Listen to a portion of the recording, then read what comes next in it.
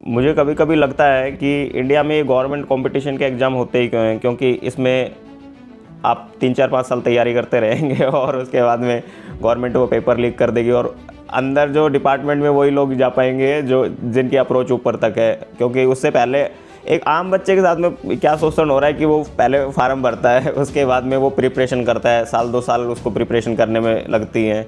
और जो टीचर उनको पढ़ाते हैं, कुछ न्यूज़ चैनल वाले उनको 2 कौड़ी के टीचर कह देते हैं। वो 2 साल का वो टाइम होता है, फिर वो एग्ज़ाम देने अपने शहर से 500 किलोमीटर जाता है और काफ़ी चीज़ें एक स्टूडेंट को व्यवस्थित करनी पड़ती है क्योंकि वो उस प्रोफेशन को लाइक जॉब के लिए वो 2 साल की तैयारी कर चुका है और लास्ट में जब वो घर पहुंचता है तो पेपर लीक हो गया।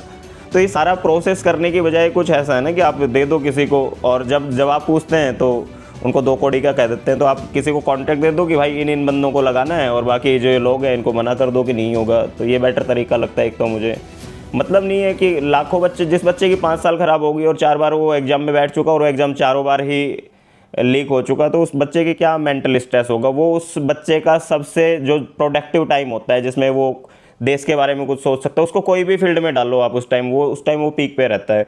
आप उस बच्चे के साथ क्या अत्याचार कर रहे हो? फिर लास्ट में 5 साल उसको दौड़ाते हो और अंत में उसको नौकरी भी नहीं मिलती, क्योंकि नौकरी उन्हीं को ही मिलती है जो सगे होते हैं, जो जिनके पास पैसा होता है। तो आम जनता सिर्फ इसी फेज में कि पेपर का एग्ज़ाम भरो, पैसे खर्च करो, 500-600 किलोमीटर एग्ज़ाम देने जाओ, घूम फिर के आओ और आओ घर पे, तो फिर आपको जवाब वही मिलेगा कि भाई आप का पेपर लीक हो गया।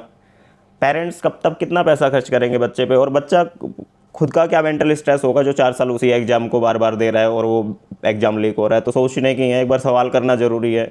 शायद हम टीचर्स को, जिनको हम 2 कौड़ी, जिनको कुछ मीडिया एंकर्स 2 कौड़ी का कहते हैं, हमें ही शायद सवाल पूछने पड़ेंगे। तो मुझे लगता है अगर सवाल जायज़ हो तो आपको पूछना चाहिए, ये मेरा मानना है।